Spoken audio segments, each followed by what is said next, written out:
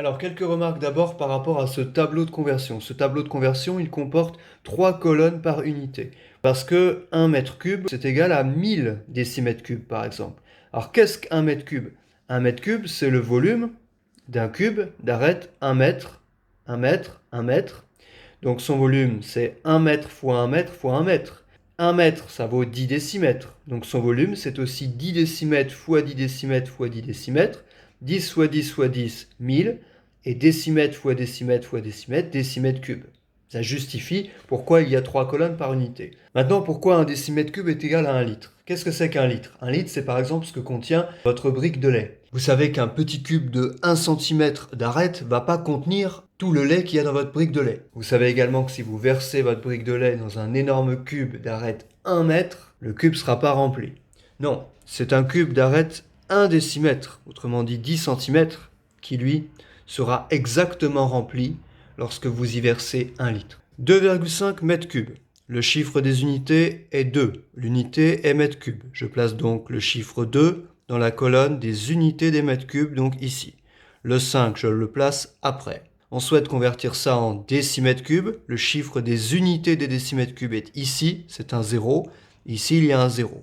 Nouvelle unité décimètres cubes, donc 2500 décimètres cubes. Ici, le chiffre des unités des centimètres cubes est ce 0. Je le place donc ici.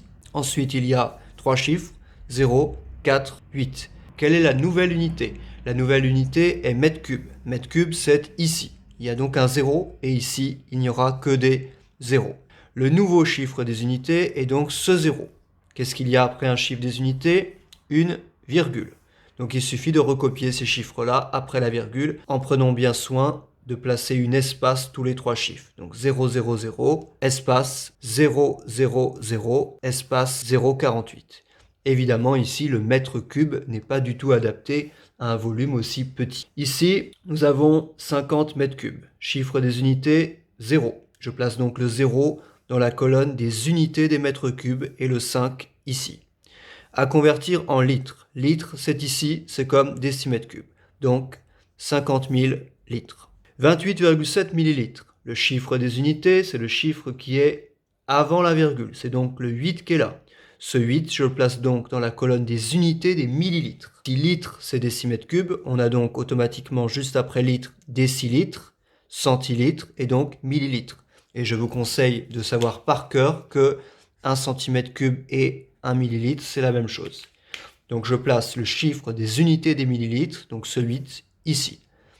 Le 2 avant, le 7 après. En millimètres cubes, chiffre des unités des millimètres cubes ici, 0, 0.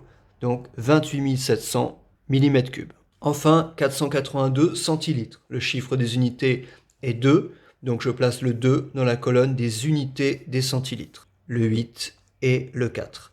À convertir en décamètres cubes. Décamètre cube, le chiffre des unités est ici. Il y a un 0 et ici donc des 0. Le nouveau chiffre des unités est donc ce 0. Il y a donc une virgule après lui.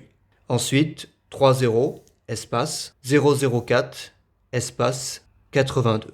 Évidemment, décamètre cube n'est pas du tout adapté à un volume ou une contenance aussi petite.